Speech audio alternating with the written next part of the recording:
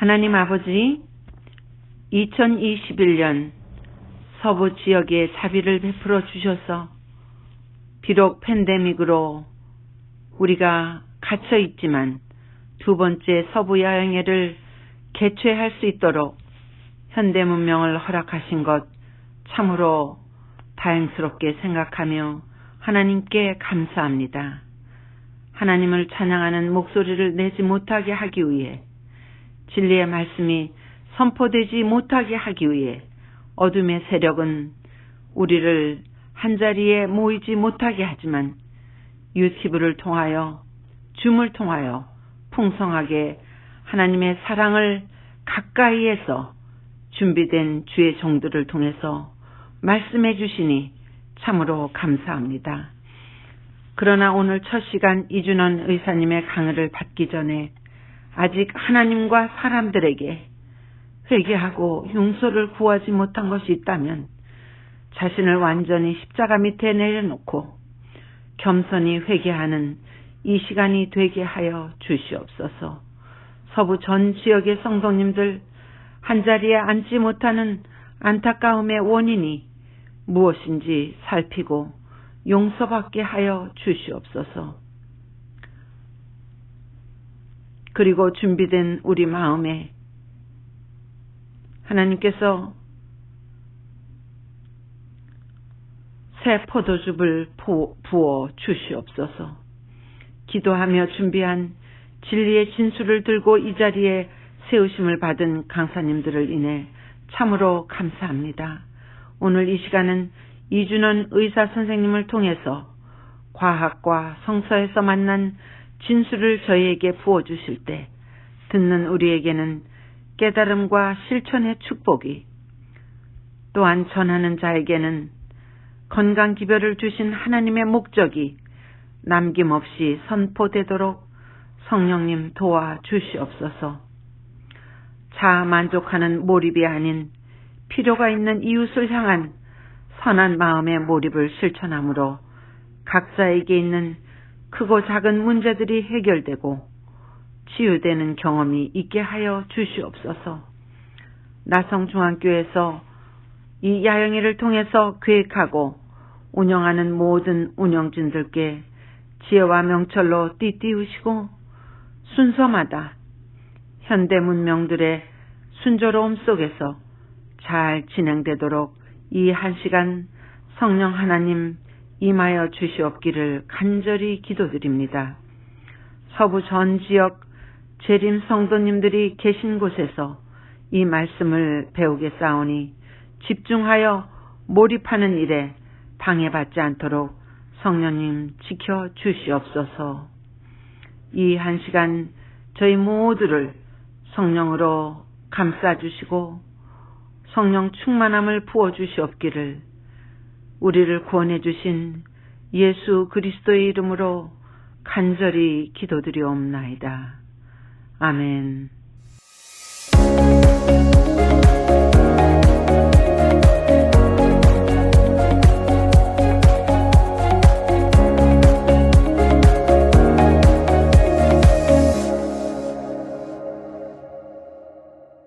안녕하십니까. 이준원과 함께하는 건강의 지혜 시간입니다. 우리는 정보의 홍수 속에서 오히려 더 큰 갈증을 느낄 수 있습니다. 그래서 우리는 정보라는 홍수보다 지혜의 샘물이 더 절실해졌습니다. 그런데 정보가 지혜가 되려면 방향이 필요합니다. 그래서 앞으로 5일 동안 과학보다 앞선 성경을 통해서 방향을 잡아 건강의 지혜라는 샘을 찾고자 합니다. 그리고 그 샘에서 함께 갈증을 해소하는 시간을 갖겠습니다. 첫 번째 시간은 월요일 사람을 살리는 두려움입니다. 두 번째 화요일에는 혼돈 속의 질서, 수요일에는 중독과 몰입의 차이, 목요일에는 두뇌와 소화기관의 면역력, 그리고 금요일에는 무화과 잎에서 바이오 칩까지라는 주제로 건강 강의를 말씀의 방향을 잡아 여러분들과 함께 샘물을 찾아가는 여행을 떠나시겠습니다. 첫 번째 월요일 시간입니다. 사람을 살리는 두려움. 두려움이 어떻게 사람을 살리는지 함께 살펴보겠습니다. 지난 1년 반 동안 우리는 보이지도 않는 두려움의 엄청난 영향력을 보았습니다. 두려움의 중심에는 코로나 바이러스가 있었고 그 코로나 바이러스가 전 세계를 바꾸어 놓았습니다. 이 상황들을 보면서 저는 제가 좋아하는 지피지기면 백전불태라는 손자의 지혜가 계속 떠올랐습니다. 상대를 알고 나를 알면 100번 싸워도 위태롭지 않다는 말입니다. 위태롭지 않으니 두려움을 극복할 수 있다는 것이죠. 여러분, 처음에는 코로나 바이러스가 신종이다, 잘 모른다, 정말 미지다 이러한 소식을 계속 들으니까 전 세계가 우왕좌왕했습니다. 그리고 불필요한 공포 속에서 사재기를 했습니다. 그래서 두려움은 우리를 혼란스럽게 하고 반이성적인 행동으로 몰아넣기도 하고 그런데 가르침을 주기도 합니다. 1년 반 동안 우리가 무엇을 배웠나요? 첫 번째, 살려면 방역을 해야 된다 하는 것을 확실히 배웠습니다. 정말 어떤 한 사람이 아무리 위대하고 무서운 사람이 이야기를 해도 듣지 않을 수 있는데 살기 위해서 마스크를 끼고 거리 두기를 했습니다. 방역은 여러 가지 차원에 있을 수 있는데 일단 우리가 눈에 보이는 것, 마스크 끼기, 물질적인 것이고 거리 두기는 물리적인 것이기도 하면서 정신적인 것도 된다는 것을 우리가 알게 되었습니다. 제일 먼저 생태계와의 거리 두기 굉장히 중요하다는 것을 알게 되었습니다. 야생동물과 그 적절한 안전한 거리 두기를 우리가 무시를 했습니다.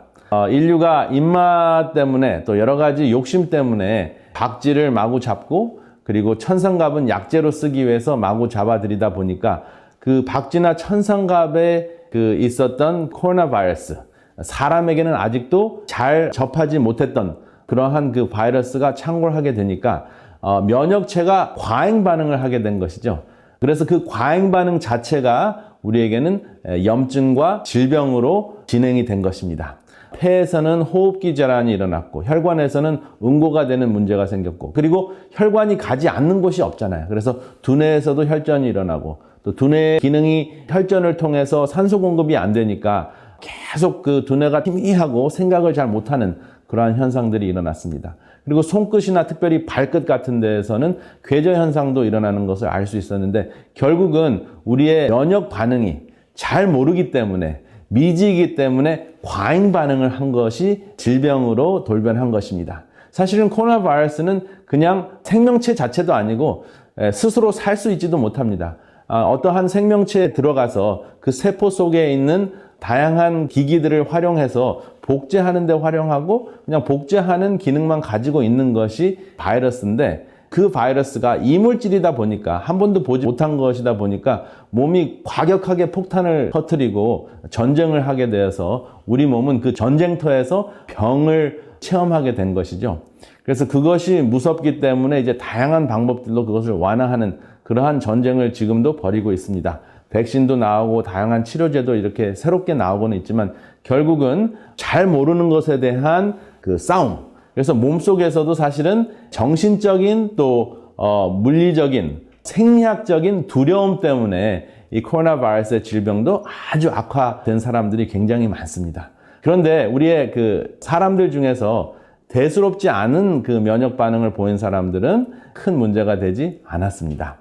그래서 사실은 이 코로나 바이러스를 보면서도 두려움에 대해서 생리학적으로 깊이 우리가 알 수 있는 기회가 됐습니다. 그리고 육식과의 거리두기도 굉장히 중요하다는 것을 알게 되었습니다. 과거에는 내 건강을 위해서 육식을 피해야지 심장병, 당뇨병, 고혈압, 암 이러한 질병들을 피할 수 있다 이렇게 이야기를 했는데 이제는 생태학적으로 전 인류적인 차원에서 전 지구의 안전적인 차원에서 육류를 대량 생산하다 보면 육류에 있는 그 바이러스가 사람에게 창궐하면서 또 다른 그 생물체에게 창궐을 하면서 그 바이러스를 통해서 다양한 병균을 통해서 첫 번째 소로부터는 광우병, 돼지로부터는 돼지독감, 그리고 조류, 그 오리나 닭으로부터는 조류독감을 얻게 됐습니다.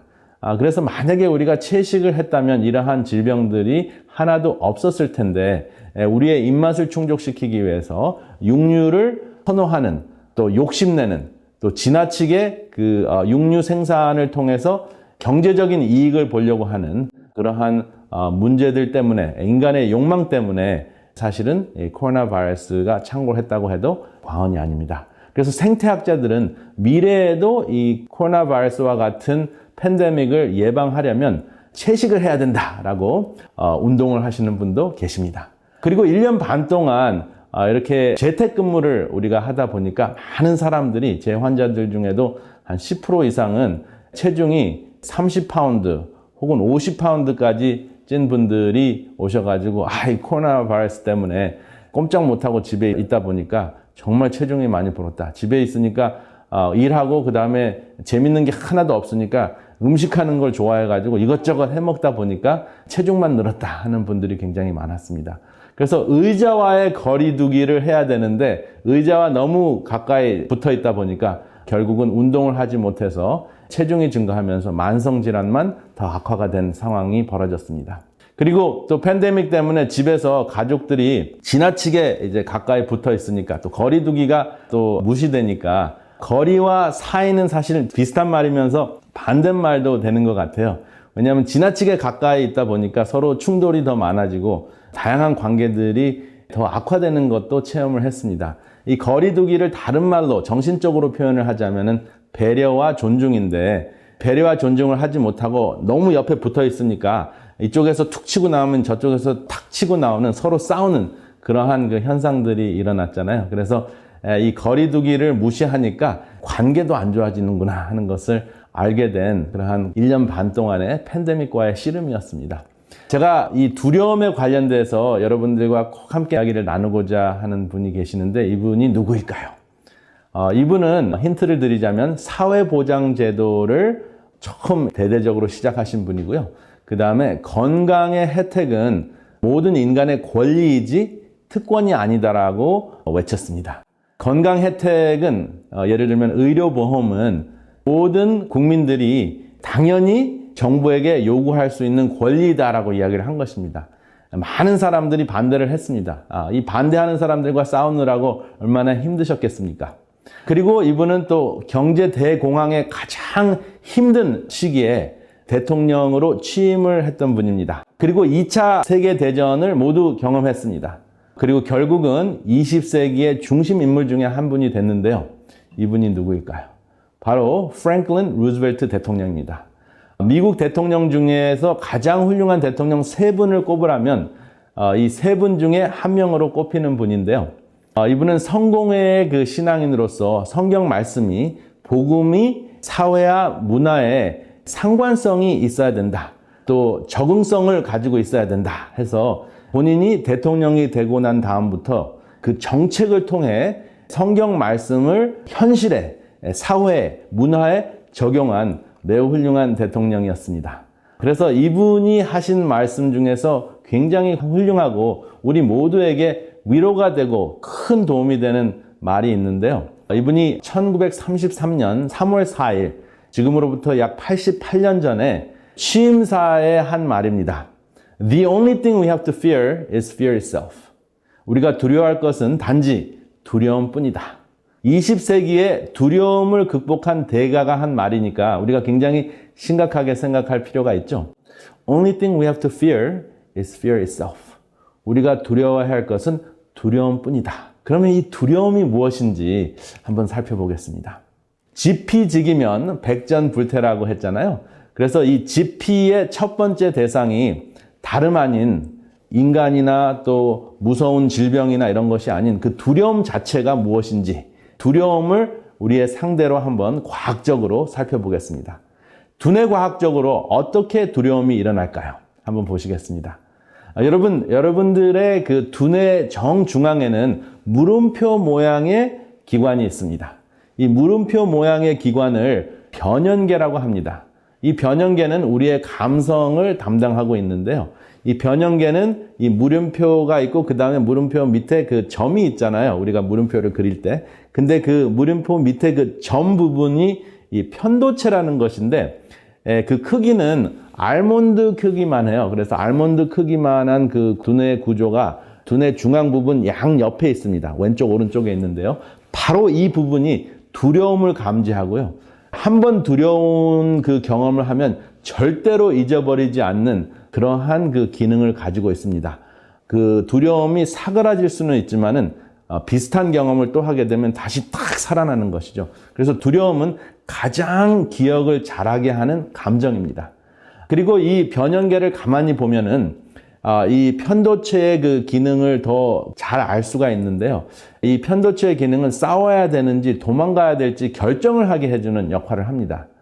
그런데 싸워야 될지 도망가야 될지 결정을 못하면 정지하게 되는데요. 여러분들 눈앞에 방울뱀이 도사리고 있다. 그러면은 여러분 싸우실까요? 도망가실까요? 당연히 피하거나 도망갑니다. 그런데 사슴 같은 경우에는 밤에 불빛을 딱 보면 어떻게 합니까?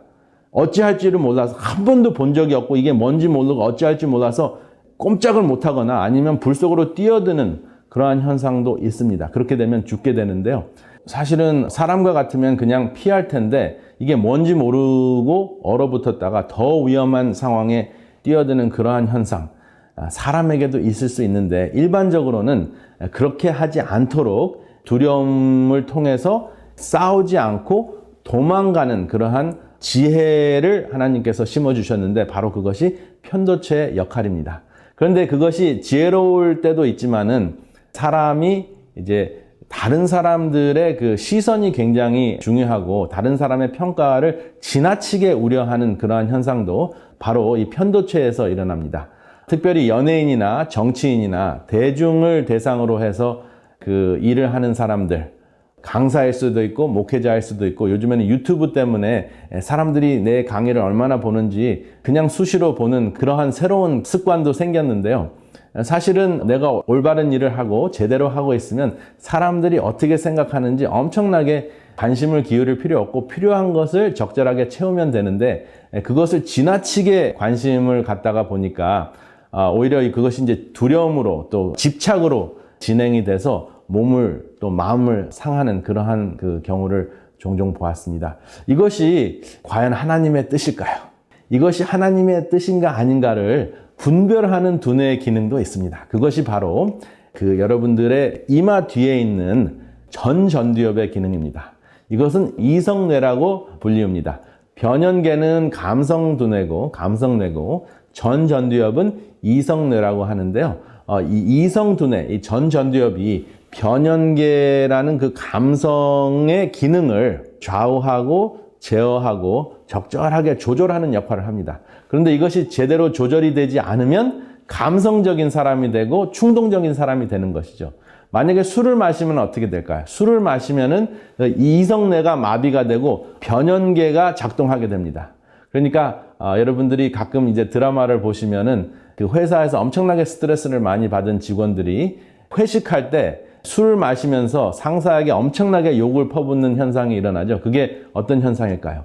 술을 통해서 이성뇌가 마비가 돼서 감성뇌인 그 변연계만 작동하는 현상이 바로 그렇습니다. 그래서 사실은 이 전전두엽과 변연계는 균형지게 기능을 해야 되고 그 다음에 변연계 안에 있는 그 편도체, 이 편도체는 굉장히 중요한 기능을 하지만 이것도 적절하게 제어되어야 한다는 것이죠. 그래서 이 변연계를 제어하는 이 전전두엽이 어떤 역할을 하는지 정리를 하자면 알아차리는 역할을 합니다. 그리고 이 상황이 내가 도망가야 되는 상황인지 싸워야 되는 상황인지 아니면은 피해야 되는 상황인지 또 지나치게 걱정해야 되는 상황인지를 분별해야 되는데 이 편도체로 인해서 그 두려움이 너무 심해지면 이 알아차리는 기능이 마비가 됩니다. 그런데 우리 그 속담에 호랑이에게 물려가도 뭐만 하면 정신만 바짝 차리면 살 수 있다라는 속담이 있죠. 제가 그 속담이 어렸을 때는 별로 이해가 되지 않았는데 세상을 살면서 어려운 일들이 있고 또 여러 가지 놀랄 만한 일들이 많은데 정신을 바짝 차리고 알아차리니까 이 두려움을 극복할 수 있는 힘이 생기더라고요.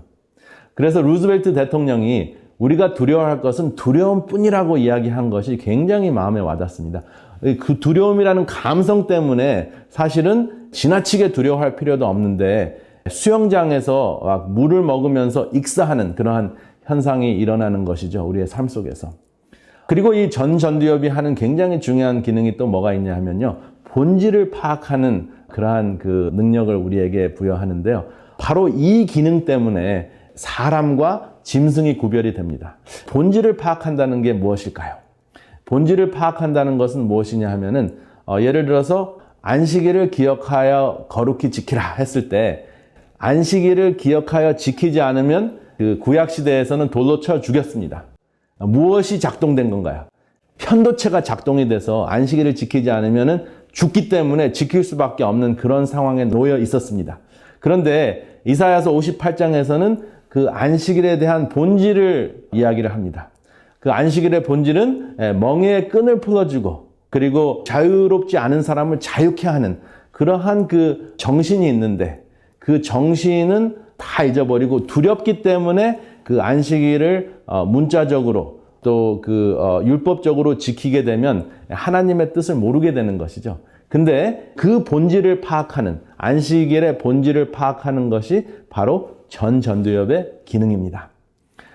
그래서 이 본질을 파악하게 되면 하나님과 공감하게 되는 것이죠. 하나님이 왜 이러한 그 법칙을 주셨는지 알 수가 있습니다. 그래서 이 본질을 파악해서 공감이 가면 정말 이것은 내가 꼭 이 법칙이라는 테두리 안에 내 자신을 구별해야 되는구나 하는 것을 깨닫게 되고요. 그 법칙이라는 테두리 안에서 내 자신을 구별하는 것을 바로 거룩함이라고 할 수 있습니다. 그래서 우리가 거룩함을 굉장히 그냥 영어 표현으로 홀리하고 뭔가 좀 아주 하늘 꼭대기에서 땅하고 전혀 관계없는 삶을 사는 거라고 생각을 하는데 이것은 하나님께서 우리에게 생명을 부여하시고 우리의 생명을 지키시기 위해서 우리를 법칙이라는 그 테두리 안에서 구별하셔서 우리를 거룩하게 해주셨다 하는 것으로 이해를 하면 하나님의 뜻과 하나님의 마음과 합해져서 하나님과 공감하는 그러한 신앙적인 체험을 하게 됩니다. 이것이 하나님과의 관계뿐만 아니라 우리의 이웃과의 관계, 우리가 사랑하는 사람과의 관계에도 마찬가지입니다.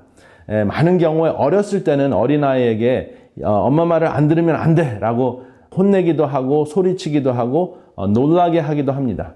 그런데 그렇게 놀라게 하지 않으면 아이가 알아듣지 못하기 때문에 아이가 만약에 쇠붙이를 전기 꼽는 그 아울렛에다가 집어넣으면 어떻게 합니까?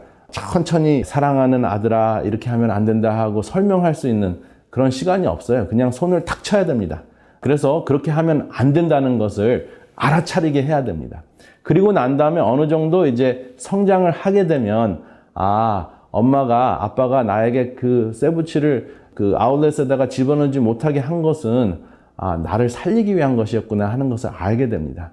그래서 구약에서 나타나는 하나님은 두려운 하나님으로 많이 나타나는데 어린아이의 수준, 아직 성장하지 못하는 그 이스라엘 백성 차원에서는 변연계의 그 편도체 기능을 조금 더 사용을 하셨고 그 다음에 이스라엘 백성이 성장하는 그러한 그 신앙 속에서 이스라엘 백성들이 이제 성장할 수 있게 그 전두엽의 기능을 더 그 향상시킨 것이 예수님을 통해서 신약 시대에 하나님의 그 마음을 하나님께서 주시고자 하는 본질을 파악하게 하신 것이 아닌가 이러한 생각이 듭니다. 그래서 저 같은 경우에는 이 두뇌 과학을 통해서 성경 말씀을 이렇게 보다 보면 그 두려움과 본질을 그 파악하는 또 깨닫는 굉장히 뭉클한 그 신앙 체험을 하게 돼서 여러분들에게 이렇게 말씀을 나눕니다.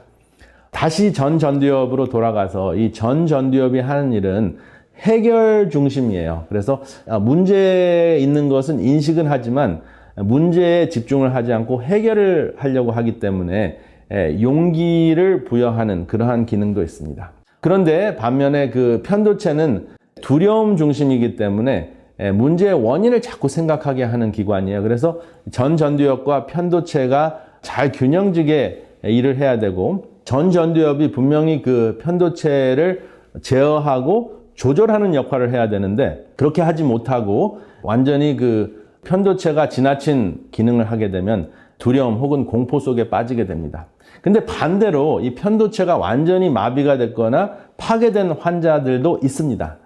한 400여 명이 1924년 이후부터 발견이 되게 됐는데요. 그 MRI 사진을 보면 편도체가 이렇게 동그라미로 그려져 있는데요. 뇌 양쪽에 있다고 말씀을 드렸죠. 알몬드 크기라고 말씀을 드렸는데 이 왼쪽을 보시면은 정상인이기 때문에 이렇게 편도체가 회색으로 보입니다. 오른쪽에 보면 편도체 중앙 부분에 까만 색이 있죠. 까맣게 색이 되어 있는 것은 허공이기 때문에, 공간이 비어 있기 때문에 회색빛이 아니고 까만 빛으로 나타나는 것입니다. 파괴됐다는 것이죠. 근데 이런 환자들의 그 대표적인 증상은 두려움을 전혀 감지하지 못한다는 겁니다. 누가 총을 갖다 대도 실실 웃으면서 친구야, 나랑 친구하자, 나랑 가까이 지내자, 이렇게 정말 허허실실 웃는다 그러죠. 그런 그 친절이 위험할 때 친절하게 그 대처하는 장애가 있는 환자들입니다. 굉장히 문제가 되겠죠. 위험한데 친해지려고 하는 상황, 굉장히 문제가 됩니다. 그래서 이 편도체가 만약에 파괴가 되거나 없다면은 큰 문제가 됩니다. 그런데 이 편도체가 파괴된 그 환자들에게 그 공포심을 주려고 그 과학자들이 엄청나게 많은 노력을 했어요. 이게 편도체가 과연 그 두려움을 감지하는 뇌기관의 유일한 부분일까라고 이제 과학자들이 궁금해하기도 하고, 또 이 환자를 두렵게 해야지 자기를 보존할 수 있기 때문에 두렵게 하는 그 훈련을 좀 시키려고 아무리 애를 썼는데도 좀처럼 두려워하지 않는 거예요. 밤에 그 가짜 강도를 보내서 총을 머리에 겨누는데도 하나도 두렵지 않은 거예요. 그런데 그 생각도 못해서 생리학적으로 두려움을 한번 줘보자 해가지고 산소 공급을 그 감소시키는 실험을 했어요. 그래서 뇌 속에 산소 공급이 저하가 되자, 그러니까 숨이 막히자, 그때 두려움을 감지했습니다.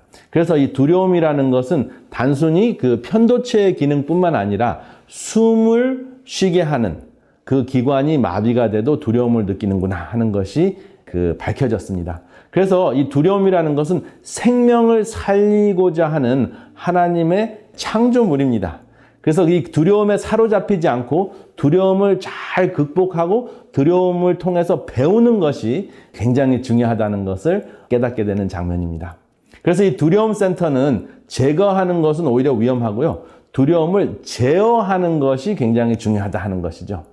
그런데 이 편도체가 과잉 반응을 하면 말씀드린 대로 두려움이고, 또 이것이 지나치면은 공포감이 되고요.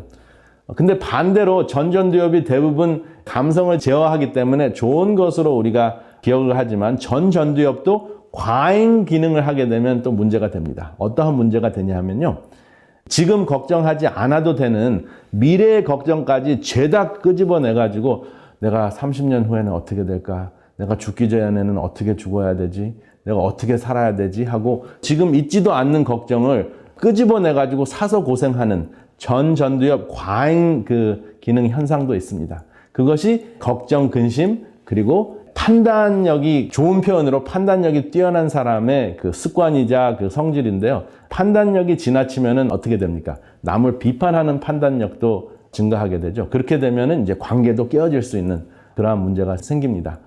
그래서 이렇게 강의를 하는 저도 많은 경우에 그 전두엽 강의를 하다 보니까 걱정, 근심, 그리고 판단하는 습관도 더 증가하는 현상이 일어난다는 것을 종종 깨닫게 됩니다.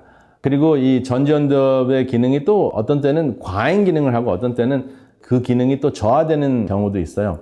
그래서 사실은 저하되는 경우는 공감을 잘 하지 못하고, 과잉 기능을 하는 경우에는 지나치게 판단을 하고, 그러한 현상이 왔다 갔다 하는 것을 깨닫게 됩니다. 그래서 이 전두엽이 짐승과 구별할 수 있는 인간의 유일한 기능인데, 이 전두엽의 주인이 누구인가에 따라서 이 기능이 적절하게 중용을 이루는구나 하는 것을 깨달았습니다. 제가 이제 남은 그 며칠 동안 이 전두엽의 그 균형진 기능에 대해서 종종 언급하려고 합니다. 그리고 이제 편도체가 과잉 기능을 할 때는 두려움에서 시작이 돼서 공포로까지 진행이 될 수 있다 하는 것이죠. 그래서 어쨌든 편도체와 전두엽의 기능도 잘 균형을 이루어야 되지만, 그 하나하나의 기능, 전두엽의 기능도 적절하고 편도체의 기능도 적절해야지 우리가 복된, 충만한, 그리고 평안한 삶을 살 수 있다 하는 것을 깨닫게 되는 대목입니다. 이 두뇌과학을 깊이 연구하면 정말 얻는 것이 굉장히 많아서 이렇게 여러분들에게 소개를 드립니다. 그런데 이 두려움을 극복하려면 정리하는 것부터 시작하는 것이 참 중요한 것 같아요. 그래서 제가 이렇게 장황하게 여러 가지 말씀들을 나누는데요. 저는 이러한 생각들을 하고 또 책을 보고 또 경험을 하고 깨우치면서 제가 개인적으로 또 겪는 스트레스나 두려움을 극복할 수 있는 그러한 체험들을 했기 때문에 여러분들과 나누는 것입니다. 왜냐하면 두려움은 감성적이기 때문에 정리하는 그 이성적인 두뇌를 자꾸 활용을 할 수 있는 그런 습관을 들여야 돼요. 그래서 두려워할 때 그냥 지나치게 그거에 빠져 있으면 이성적인 과정을 우리가 무시하게 되면서 편도체 중심으로 살게 됩니다. 그런데 또 감성적인 것이 전혀 없고 또 이성적인 부분에 있어서 그 공감을 하는 상대의 말을 듣는 그러한 그 전두엽의 기능이 있는데 그 기능을 또 제대로 활용하지 않으면 판단만 하게 됩니다. 그런데 이 전두엽의 기능 중에서 상대의 말을 80% 듣고 나는 20%만 말을 하는 그러한 습관을 기르시게 되면 공감을 하게 돼요. 그래서 그렇게 공감을 하면서 정리를 하다 보면 불필요한 그 싸움도 감소할 수 있고요. 두려움도 감소할 수 있다 하는 것을 제가 개인적으로 체험했습니다. 그래서 여러분들도 한번 이 두뇌 과학을 통해서 이번 기회에 내가 어떠한 기능이 과잉으로 활용되고 있는지, 어떠한 기능을 과잉 사용하고 있는지 한번 자아성찰 혹은 스스로 이렇게 생각해 보는 것이 어떨까요? 그래서 이성적인 과정을 통해서 감성적인 것을 통제할 수 있다 하는 것을 염두에 두시면서 둘 중에 하나를 선택하라는 것이 아니라 이성을 통해서 감성을 통제하되 공감할 수 있는 전두엽의 기능도 활발히 하자 하는 것을 소개를 드립니다. 이 두려움은 여러분들이 이제 들으셨듯이 굉장히 필요한 것입니다. 왜냐하면 생명을 살리기 위한 신호이기 때문에 그런데요. 그러면 우리가 언제 두려워하는지 다시 한번 정리를 한번 해보겠습니다. 우리는 잘 모를 때 미지의 두려움이 있습니다. 미지의 두려움이라는 것은 나만 모르는 것이 아니라 남도 모를 때 아무도 몰라. 이것도 굉장히 두렵습니다. 그리고 무지의 두려움이 있는데 다른 사람들이나 이미 알려져 있는데 학계에서는 알고 있는데 나만 몰라서 나만 무지해서 그 음모론에 빠질 수도 있고요. 지나친 두려움에 빠질 수도 있습니다. 무엇인지 여러분 전두엽을 작동시켜 가지고 내가 어떠한 미지의 또 혹은 무지의 상태에 있는지 정리하는 것이 두려움을 극복하는 데 굉장히 중요합니다. 그냥 무조건 한 곳에 꽂혀 가지고 그쪽으로 빠져드는 것도 전체적인 그 지혜를 잃는 것이 되죠. 그리고 두 번째는 알기는 알겠는데 힘이 모자라서 무력함을 느끼는 때에 우리는 두려움을 느낍니다. 그리고 그 많은 그 연예인들이나 그 대중 앞에 쓰는 사람들이 공황장애가 있다고 하죠. 패닉 어태크라 그러는데 이 공황장애가 왜 생기냐면은 대중하고 나를 싫어하고 나에게 악플을 쓰는 대중과 싸울 수도 없고 어떻게 할 수도 없는 또 나는 목사이기 때문에 나는 강사이기 때문에 어떻게 싸울 수도 없는 그런 무력함도 있습니다. 그런 무력함 때문에 굉장히 두렵고 또 공황장애가 생길 수도 있고 공포감까지 느끼는 분들도 있습니다. 그리고 정말 내가 힘은 있는데 나 혼자서 이것을 감당하기에는 또 역부족인 또 어느 정도의 힘은 있는데 충분히 힘이 없을 때 그 외로움 때문에 생기는 두려움도 있습니다. 아니면 혼자 있기 때문에 있는 힘도 모를 수 있는 그런 두려움이 있습니다. 그래서 두려움이 증폭되는 이 세 가지 두려움이 있는데 미지나 무지의 두려움, 무력함의 두려움, 그리고 외로움 때문에 생기는 두려움. 그 세 가지 때문에 그 두려움이 찾아온다 하는 것을 알 수가 있습니다. 그러면 왜 두려워할까요? 왜 두렵습니까? 지피지기 차원에서 이제는 내 자신을 한번 살펴보겠습니다. 두려움은 어쩌면 어떤 분들에게는 의식주가 보장이 되지 않았기 때문에 두려울 수 있고요. 안전하지 않기 때문에 두려울 수가 있고 소속감이 없기 때문에 두려울 수도 있고 또 평판이 두렵고 또 명예가 훼손될까 두렵고 그리고 내 존재가 의미가 있는지 없는지 불확실하기 때문에 두렵습니다. 근데 이것을 종합해보면 내가 살아있기 때문에 두려운 겁니다. 의식주를 걱정하는 것은 내가 지금 존재하기 때문에 걱정하는 거잖아요. 그리고 또 혹시 의식주를 잃을까봐 두렵다는 것은 의식주가 있다는 것이잖아요. 먹고 입고 그 다음에 살 수 있는 집이 있다는 것이잖아요.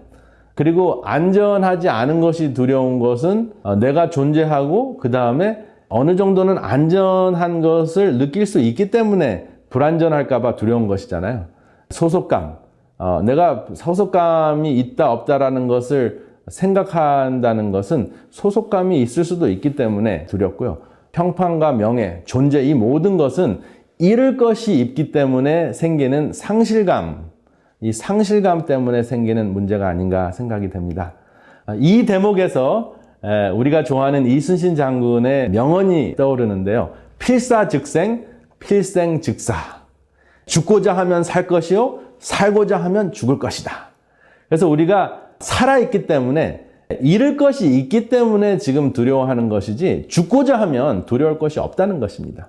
한번 긍정적으로 죽음을 불사하는 그러한 마음이 있다면 오히려 용기가 생기는 것을 여러분들이 체험하실 것입니다. 두려움은 사실은 혼란에서부터 오고요.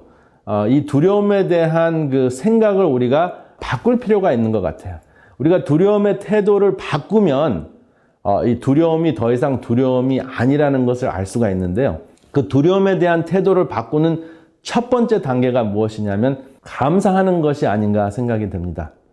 여러분, 감사하는 마음이 생기면 두려움과 모든 부정적인 생각이 없어지는 것을 체험하실 수가 있습니다. 왜냐하면 두려움과 감사하는 마음은 공존할 수가 없기 때문에 그렇습니다. 그리고 왜 감사해야 하냐면 내가 살아있고 나를 알고 상대를 알 수 있는 기회다. 그리고 그 기회를 통해서 내가 살 수 있는 기회가 아닌가 하는 것을 우리가 감사할 수 있습니다. 이것은 연습이 좀 필요한데요. 당장 두려운 상황이 벌어지면은 그렇게 하기가 쉽지는 않습니다. 근데 감사하는 것을 습관화하는 것이 굉장히 중요합니다. 그래서 항상 기뻐하라, 쉬지 말고 기도하라, 범사에 감사하라, 두려울 때도 감사하라 라는 말이죠. 그래서 항상 감사하는 습관을 가지면 다음과 같은 현상이 일어나는데요. 여러분, 편도체 중심적으로 살게 되면 어떠한 그러한 현상들이 일어나는지, 어떠한 모습이 일어나는지 과학적으로 연구한 내용이 있어서 굉장히 흥미있는 내용이라서 소개를 드리는데요. 편도체 중심적으로 사는 사람들의 모습을 살펴보면 뒷담화하기 좋아하고 험담하기 좋아하면서 나는 원래 험담하는 거 싫어하는데 뒷담화하는 거 싫어하는데 너한테만 하는 말이다라고 하면서 뒷담화하는 습관이 있습니다. 그것이 이제 비판으로 진행이 되고 그렇게 되면은 다른 사람들이 싫어하기 때문에 고립이 됩니다. 그런 삶을 계속 지속적으로 하다 보면 잠을 잘 못 잡니다. 왜냐하면 불편하니까. 그리고 이렇게 살다 보면은 운동을 하지 않고 또 움직이지 않고 꼼짝도 하기 싫은 그런 현상이 일어나는 것이 과학적으로 입증이 됐습니다. 모든 사람이 100% 이렇다는 것이 아니라 이런 경향이 있다 하는 것입니다.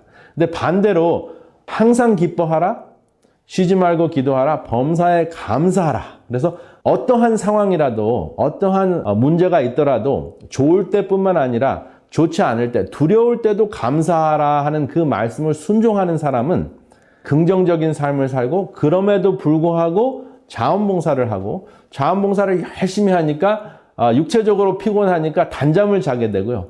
그 다음에 단잠을 자니까 몸이 거뜬해져서 운동할 수 있게 되는 거예요. 그래서 편도체 중심은 때문에라는 말을 많이 살면은 내가 요즘에 편도체 중심으로 살았구나.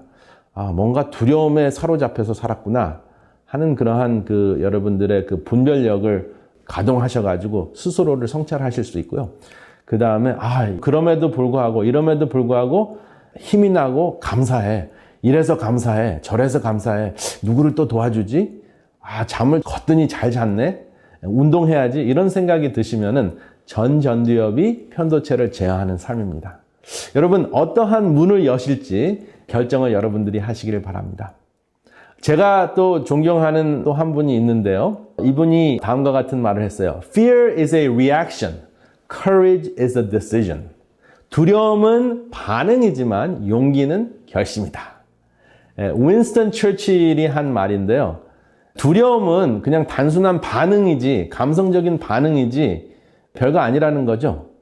그런데 용기는 우리가 전두엽을 활용해서 결심을 해야 된다 하는 것이죠. 그래서 우리가 반응을 할 것인지 결심을 하실 것인지 여러분들이 판단하셔서 습관을 기르시는 것이 굉장히 중요합니다. 그래서 이 미지의 두려움을 극복하는 것, 아무도 모른다고 생각해서 또 나도 모르고 남도 모른다고 생각해서 그냥 두려움에 빠질 것이 아니라 이 미지의 두려움을 극복하려면 어떻게 하시면 됩니까? 알면 돼요. 그래서 여러분들이 모를 때마다, 미지의 두려움이 있을 때마다 열심히 탐구하고 책을 보시고 사람들하고 이야기해서 문제가 무엇인지, 문제의 핵심이 무엇인지, 코로나 바이러스가 도대체 뭔지 잘 알게 되시면 두려울 필요가 없습니다. 그리고 무력함의 두려움, 일이 너무 많아요. 폭탄과 같은 사건들도 자꾸 터져요. 여기저기 터지는데 그 무력함의 두려움을 극복하는 것은 모든 것을 한꺼번에 하려고 하지 말고 내가 오늘 할 수 있는, 오늘 걱정할 수 있는 그 걱정은 그날에 족하기 때문에 하나하나 해결하는 것이, 하루하루를 충실하게 사는 것이 두려움을 극복하는 굉장히 좋은 방법입니다. 내일 모레 내년의 일까지 끄집어 당겨가지고 걱정하게 되면은 폭탄이 어디에서 터져요? 여러분들의 두뇌에서 터져서 그 혈압 때문에 터지는 그런 현상이 종종 일어납니다. 그래서 무엇을 해야 할지 하루의 걱정은 그냥 하루로 족하게 해결하시기를 바랍니다. 우선순위 잘 두어서 그날 필요한 것 그날 충실하게 해결하시면 됩니다. 그리고 생명의 위협을 느꼈을 때 여러분들이 재치를 잘 발동해서 전전두엽이 잘 발달이 되어 있으면 호랑이에게 잡혀가도 정신만 바짝 차리면 살 수 있다 하는 것을 생각하셔가지고 누가 생명을 위협했을 때 여러분들 요즘에는 전화를 다 갖고 다니시잖아요. 제가 그 911 그 센터에서 일하는 그 환자 한 분이 저에게 지혜를 주셨는데요. 급한 상황에 빠졌을 경우에 911을 돌려야 되는데 911을 돌려가지고 여러 가지 말을 할 수가 없을 때 어떤 말을 하면 되냐 하면 I really need to order a pizza. 그리고 한국 같은 경우에는 119를 돌려서 짜장면 꼭 배달해 주세요. 이렇게 이야기를 하면 상대 쪽에서 경찰을 보낸다고 합니다. 한번 이러한 그 두려움 속에도 호랑이에게 잡혀가도 정신을 바짝 차릴 수 있는 전전두엽의 기능을 여러분 한번 발휘해 보시기 바랍니다. 그리고 외로움 때문에 내가 할 수 있음에도 불구하고 또 내 역량이 부족하고 무력함을 더 많이 느낄 수가 있는데요. 이러한 외로움 때문에 우리가 늘 빠져있는 생활 습관이 있을 수가 있는데요. 두려움은 외로움 때문에 생길 수가 있고 외로움 때문에 증폭될 수 있는데 그럴 때마다 중독이라는 친구를 사귀는지 한번 살펴보시기 바랍니다. 중독이라는 친구를 어떻게 사귀는지 아시냐 하면은요. 그 외로움을 달래기 위해서 음식으로 나의 그 외로움을 채우는 그러한 경향이 있습니다. 여러분 스트레스를 받거나 화가 나시거나 무서울 때 이럴 때 음식이 당기시는 경우가 있습니까? 과거에는 일반적으로 이런 음식을 먹을 때 찌그러진 양은 그릇이 제가 연상이 되는데 거기에다가 그 밥과 고추장과 김치를 잔뜩 집어넣고 아주 매운 밥을 비벼가지고 배가 터지도록 이렇게 먹고 나면은 식곤증 때문에 잡니다. 그러면은 잠깐 스트레스를 잃고 잠깐 두려움이 극복되는 듯 하지만 결국은 두려움이 해결된 것은 하나도 없죠. 두려움이 극복된 것은 하나도 없습니다. 그 미지의 또 무지의 두려움을 극복하려면은 양은에다가 밥을 잔뜩 드시는 것이 중요한 것이 아니라 뭐 하는 것이 더 중요해요.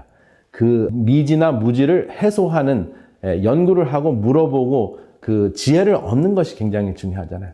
그리고 무력하면은 이러한 그 음식은 우리에게 물론 건강 음식을 드시면 당장 힘을 주지만 우리에게 해로운 물질을 우리가 섭취하게 되면 문제가 되는데요.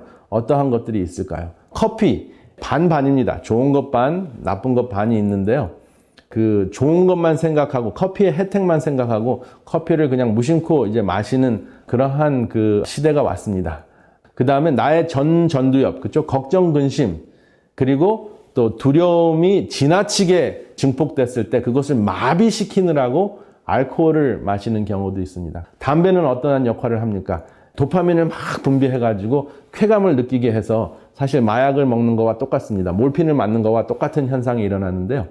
그 몰핀은 엄청나게 세게 맞기 때문에 완전히 쓰러질 수 있는 가능성이 있지만 담배는 모든 기능을 잘하게 하면서 반짝반짝하게 하기 때문에 굉장히 좋은 항우울제로 많은 사람들이 자기의 몸이 암에 걸리는지도 모르고 또 모든 그 세포들이 파괴되는지도 모르고 담배를 아직까지도 남용하고 있습니다. 두려움을 극복할 때마다 담배가 필요하면 담배 중독에 걸리신 것입니다. 마약 중독? 이루 말할 것도 없습니다. 그런데 음식, 커피, 알코올, 담배 중독은 아니고 또 마약 중독은 아니라도 돈을 죽어라고 버는 분들도 있습니다. 돈이 벌릴 때마다 힘이 나고 진짜 힘이 생기잖아요. 그래서 그냥 돈을 버는 것이 내 몸이 건강한 것보다 더 중요하다면 중독입니다. 그리고 다 필요 없다. 돈도 필요 없고 다른 것도 필요 없고 웬만한 거 다 갖췄기 때문에 나한테 가장 중요한 것은 내 명예다. 명예가 전부인 사람들도 있습니다. 그것도 역시 더 많은 명예, 그 명예 때문에 모든 것을 오히려 또 망가뜨릴 수 있는, 몸과 또 다른 사람과의 관계를 망가뜨릴 수 있는 그런 상황이 된다면 역시 중독입니다. 그리고 사람과의 관계에 있어도 저 사람 때문에 내가 존재한다. 아들 때문에 내가 존재한다. 딸 때문에 내가 존재한다. 아니면은 요즘에는 반려견이 있는데요. 다 적절하게 관계를 유지하면은 참 좋은데요. 적절한 뭐죠? 거리두기, 존중이 굉장히 중요한데 나의 생존을 위해서 상대의 사람이라도 반려견이라도 나의 생존을 위해서 상대를 이용한다면 그것이 중독일 수도 있습니다. 그래서 이 모든 것들을 한번 자아성찰하셔서 나는 두려움을 어떻게 극복하고 있는가 하는 것을 살펴보는 것이 지피지기입니다. 지피지기를 잘하면 해결책이 생깁니다. 지피, 두려움이라는 상대를 잘 파악하고 지기, 나를 잘 성찰하다 보면 백전불태, 100번 싸워도 위태롭지 않고 두렵지 않은 해결책이 우리 마음속에 떠오를 수 있는데 혹시 여러분들 두려움을 이기는 더 큰 두려움이라는 말 들어보셨습니까? 작은 불을 끄려면 더 큰 불을 놓으라고 하잖아요. 그게 무슨 말인지 아시죠? 그래서 두려움을 이기는 더 큰 두려움, 살리는 두려움이 있는데요. 그것이 바로 말씀을 통해서 얻는 지혜입니다. 계시록 14장 7절에 보면 그가 큰 음성으로 가로되 하나님을 두려워하며 그에게 영광을 돌리라. 이는 그의 심판하실 시간이 이르렀음이니 하늘과 땅과 바다와 물들의 근원을 만드신 이를 경배하라 하더라 라고 말씀을 하셨습니다. 여러분, 하나님을 두려워하는 것이 세상의 두려움보다 더 큰 두려움입니다. 왜냐하면 하나님께서는 처음부터 지금 이 순간까지 우리를 살리기 위해서 애쓰시는 분이시기 때문에 그렇습니다. 그래서 하나님을 시리어스하게, 하나님을 심각하게 우리가 내 마음속에 믿고 받아들이면 나머지 것은 전혀 두려울 것이 없다는 것을 우리가 깨우쳐지게 됩니다. 그러면 하나님을 두려워하는 사람은 어떤 모습일까요?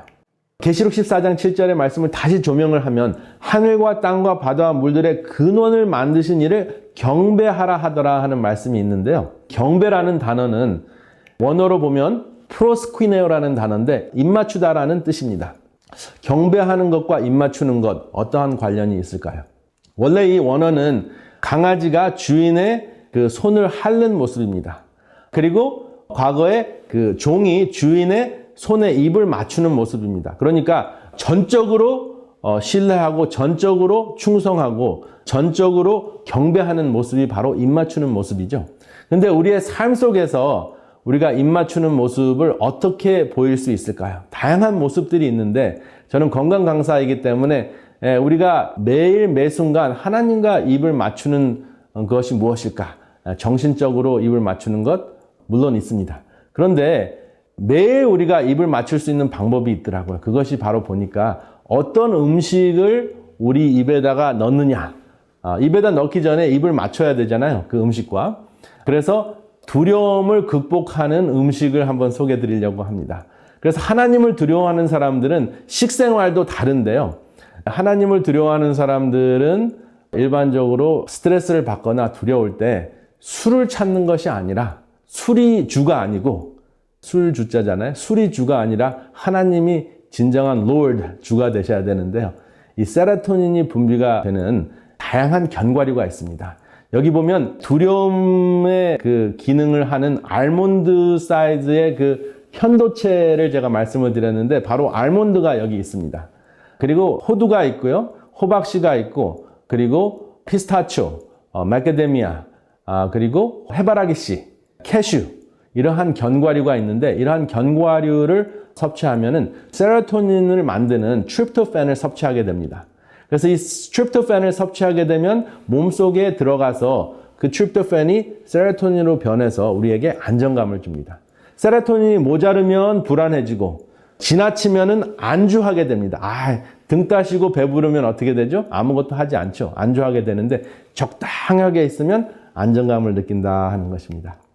그리고 이 세로토닌이 충분히 만들어져 있어야지 햇빛을 쬐었을 때 이 세로토닌이 분비가 되는 것입니다. 그런데 이러한 견과류, 알몬드를 비롯한 다양한 견과류를 섭취하지 않은 상태에서 그냥 햇빛을 쬐면, 특별히 어르신들, 60세가 지나신 어르신들은 햇빛을 쬐어도 세로토닌이 충분히 나오지 않을 수도 있습니다. 그러면 여전히 우울할 수도 있고 또 두려울 수도 있고 밤에 잠을 못 주무실 수도 있습니다. 그리고 우리가 그 두려움을 극복할 때 몰입하는 것이 굉장히 중요해요. 두려움은 우리를 혼란스럽게 하기 때문에 몰입하는 것이 아주 중요한데, 몰입하지 못하는 것이 왜 그러냐 하면 아드레날린이 부족하기 때문에 그렇습니다. 그래서 부족하면 몰입을 못하고 집중하지 못해가지고 나태해지는 현상이 일어납니다. 그런데 또 이것이 지나치게 많이 분비가 되면 불안해지는데요. 여기 보시면은 바나나나 두유나 아보카도, 그 다음에 두부가 있는데요. 이런 그 채식을 통해서 어드레날린을 만드는 타이로신을 섭취하게 되시면 그러면은 적절한 그 어드레날린이 만들어집니다. 그런데 육류로 섭취를 하면 그 어드레날린이 지나치게 분비가 돼서 불안감을 느낄 수 있다 하는 것이 과학적으로 입증이 됐어요. 굉장히 대단하지 않습니까? 그래서 하나님께서 창세기 1장 29절과 30절에 주신 그 에덴의 식탁으로 돌아가면 우리의 그 불안감도 그 감소가 되고 나태함도 그 극복이 돼서 우리가 집중할 수 있게 된다 하는 것을 알 수가 있습니다. 그리고 두려울 때 굉장히 중요한 호르몬이 무엇이냐 하면은 도파민이라는 호르몬인데요. 이 도파민이 적절하게 분비가 되면 용기가 생깁니다. 도파민을 분비하게 하는 음식이 무엇이냐 하면 사과가 있고요, 바나나가 있고, 딸기가 있고, 견과류 중에서는 알몬드도 있죠. 그 다음에 호두가 있고요. 그리고 시금치, 그리고 다크 초콜릿이 있습니다. 그래서 이러한 음식들을 적절하게 여러분들이 매일 하루에 5서빙 정도, 5컵 정도 충분히 드시면은 그 동기부여가 되고 의지력이 강해집니다. 그러면 용기가 생기는데, 부족하면 의욕상실감이 생기고, 그리고 지나치면은 모험심이 강해지고, 위험한데도 그냥 위험한 것을 무릅쓰고 뛰어드는 그런 습관이 생겨요. 그래서 도박도 하게 되고 중독 현상에 빠지게 되는 것입니다. 그런데 채식을 통해서 이것을 적절하게 섭취하면은 이러한 모든 그 문제들을 감수할 수 있고, 두려울 때 특별히 용기를 가지고 동기부여가 돼서 극복할 수 있는 힘이 생긴다 하는 것을 알 수 있습니다. 그래서 하나님을 두려워하는 사람들은 식생활도 달라질 수 있다 하는 것입니다. 물론 이런 식생활을 안 하는 분들이 하나님을 전혀 두려워하지 않는다고 할 수는 없지만, 하나님을 정말 심각하게 내 마음속에 받아들인다면 우리의 몸과 마음을 하나님께 온전히 헌신할 수 있는 몸 상태로 준비할 수 있는 사람들이 되지 않을까 하는 그런 차원에서 하나님을 두려워하는 사람들의 식생활에 대해서 말씀을 드렸습니다. 그러면 이 말씀을 들으면 두려움을 이기는 더 큰 두려움이 바로 하나님을 두려워하는 것인데, 그럼에도 불구하고 두려워한다면 하나님을 믿지 않기 때문이다라는 것을 우리가 알아차리게 됩니다. 그래서 그렇게 알아차리게 되면 하나님을 두려워하는 사람은 다음 약속을 내 것으로 삼을 수 있는데, 그 다음 약속이 무엇인지 함께 살펴보겠습니다. 여러분들이 잘 아시는 내용인데요. 두려워 말라, 내가 너와 함께 함이니라. 그래서 사람 인자가 사람과 그려지지 않고 하나님과 함께 그려집니다. 놀라지 말라, 나는 내 하나님이 됨이니라. 내가 너를 굳세게 하리라. 참으로 너를 도와주리라. 참으로 나의 의로운 오른손으로 너를 붙들리라. 라는 말씀을 우리가 내 것으로, 우리 것으로 삼을 것입니다. 남 얘기가 아니라, 좋은 성경 구절이 아니라 바로 나를 위한 약속이라 하는 것을 확신하고 내 것으로, 우리의 것으로 만드실 것입니다. 그래서 하나님께서 오른손으로 우리를 붙드시면 어떻게 될까요? 하나님의 오른손이 우리를 붙들면 우리가 용기를 얻고 힘이 나서 나의 두려움, 또 나를 생각하는 것이 아니라 예수 그리스도를 생각하는 삶을 산다는 것을 알 수가 있습니다. 그래서 갈라디아 2장 20절에 내가 산 것이 아니요 오직 내 안에 그리스도께서 사신 것이니라 하는 것이 사도 바울의 간증만이 아니라 나의 간증이 됩니다. 그래서 내 안에 그리스도께서 사시면 어떤 일이 일어나는지 우리가 확인할 수가 있습니다. 여러분, 내 안에 그리스도가 살면은 어떠한 상황에 처해 있더라도 감사하는 마음이 생기는 것을 알 수가 있습니다. 그래서 최악의 경우에도 긍정적인 생각을 하고 이타심이 생기고 또 영적으로 성장하게 되고 또 사람과 남과 이웃과 내가 가장 사랑하는 사람과 공감하게 되고요. 그 다음에 그 자존심이 강해지는 것이 아니라 자존감이 강해져서 이제는 힘이나 봉사하게 됩니다. 그리고 봉사할 때도 어떠한 모습으로 봉사를 하냐면 자로부터 안전한 거리두기를 하더라고요. 자로부터 안전한 거리두기가 무엇인가 여러분 한번 생각해 보셨습니까? 코로나 바이러스 때문에 거리두기라는 말, 사회적 거리두기 혹은 안전한 거리두기라는 말이 굉장히 익숙해졌습니다. 그래서 봉사를 하면서도 안전한 거리두기가 무엇인지, 적절한 거리두기가 무엇인지 알게 됐는데요. 저는 이것을 자로부터 거리두기라고 한번 이름을 붙여봤습니다. 여러분, 자로부터 거리두기가 어떤 말일까요? 과거에 상대를 변화시키려는 선교를 했습니다.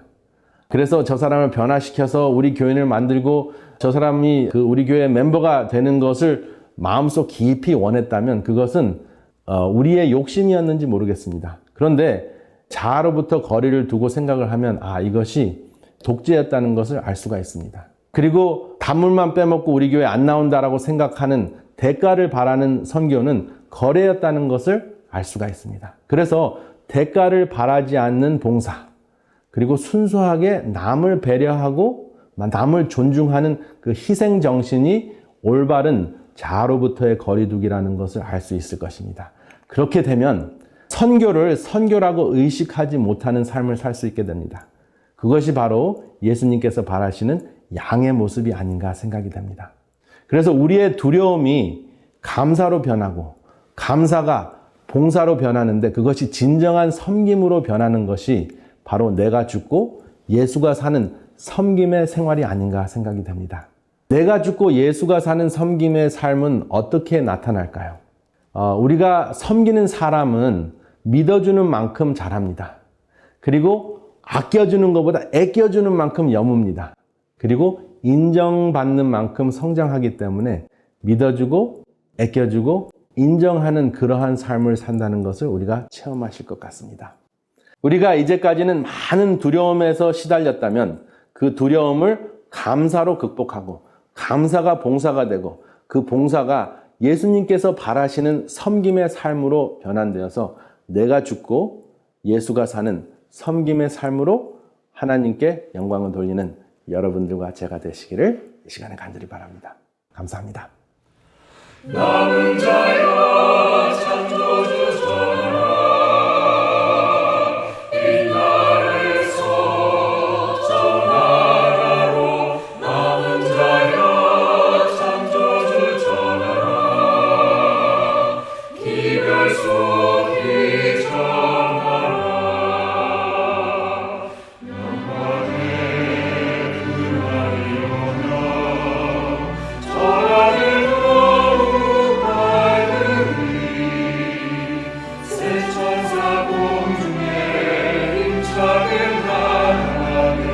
오나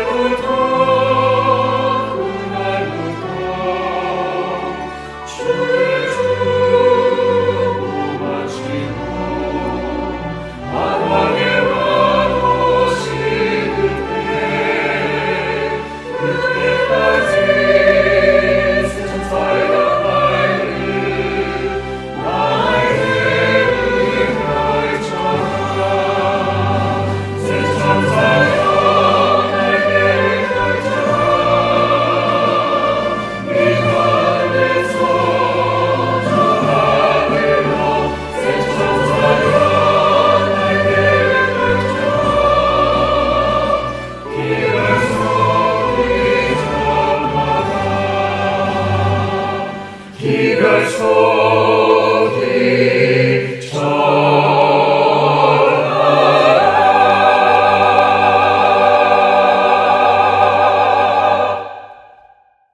사랑하는 창조주 아버지, 우리는 지식이 증가하고 교만하여져 하나님을 우습게 아는 세상에 살고 있습니다. 심지어 하나님이 없다는 어리석은 논리도 그럴듯하게 들리는 정보에 매 순간 노출되고 있습니다. 그런데 하나님을 두려워하지 않아 삶의 기준이 불확실한 세상은 우리에게 더 큰 불안감과 두려움을 안겨주고 있습니다. 이러한 때에 우리에게 하나님을 경외하는 지혜를 허락하여 주셔서 하나님을 부인하는 사람들에게 하나님을 시인할 수밖에 없는 삶을 살 수 있도록 능력 주시옵소서. 이웃이 불안할 때 안정을 주는 신앙의 자세를 갖게 하여 주시기를 예수님 이름으로 기도드립니다. 아멘.